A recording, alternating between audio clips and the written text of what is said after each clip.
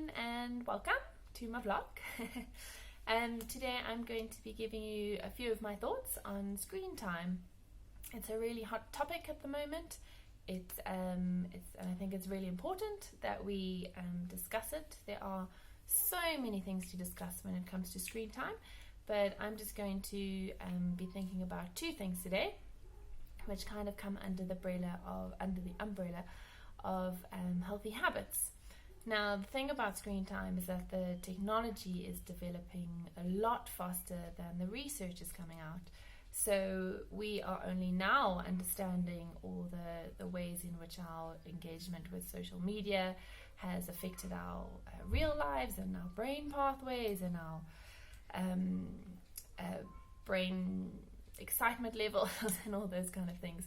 So I think it's really important that we, while we are sitting here with young children and developing minds and we don't yet understand all the things that it is doing to their brains, that we work on what we do know. And one of the things we do know is that habit building is really important. So there's just two habits I want to discuss today that I think are really pertinent to screen time and our children. So one of them is that the screens as tools, and screens or technology, screen-based technology is an incredible tool. I mean, the fact that you can see this now is just so amazing. And without wanting to villainize screens, I think what happens is that the majority of screens are used in a manner of consuming and not creating. So I think that's just one thing to really watch out for in your lives with your children, is like 90% of their screen use is consuming and 5% maybe taking photos here or there. Or are they learning that screens are amazing things to use to communicate, to understand, to show people things, that really understanding screens as a language, when we speak of the 100 language of children, the language of filmmaking.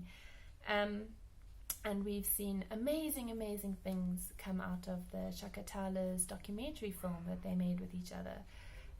So many lessons learned there beyond the screen usage, and of course Annika can share more about that with you, but it's really I think really was a great eye-opener to the children, and in so many ways empowering, that they learned to use the medium of video as a language and not just saw screens as things to use to consume information and stories that other people have told.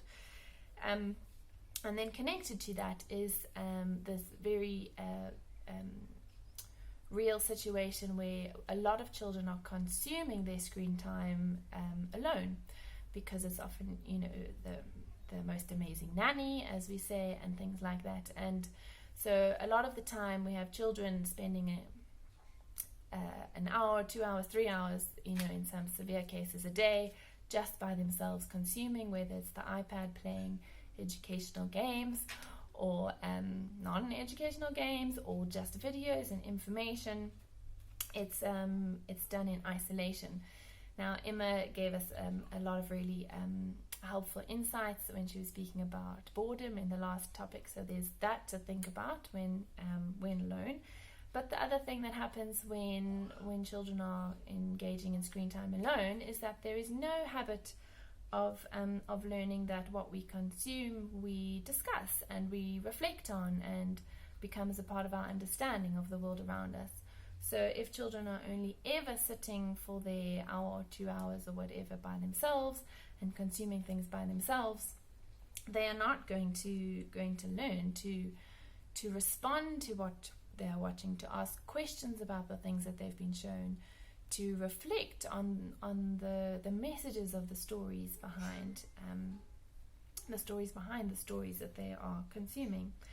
So if we take in our motto that's on our school gate of tomorrow takes root today, then let's just think about how that might look in screen time. Do we want children to be addictively consuming stories later on in their life without any self-control, without being able to be alone, without a screen, without knowing how to respond to what they're watching, to talk about what they're watching, to reflect on what they're watching. And do we want them to use screens only as means of consuming? Of course not, is the obvious answer. We want our children to be strong, healthy adults. We want them to have good habits with screens. We want them to use them to engage with the world around them, to understand things, and to show and share their own knowledge of the things around them. So let's continue the discussion in real life. There's lots and lots of things to say. There's lots of ways we can help our children, we can equip our children. I think that's probably the most important thing, is equipping them with healthy habits when it comes to using screens. So let's continue the conversation.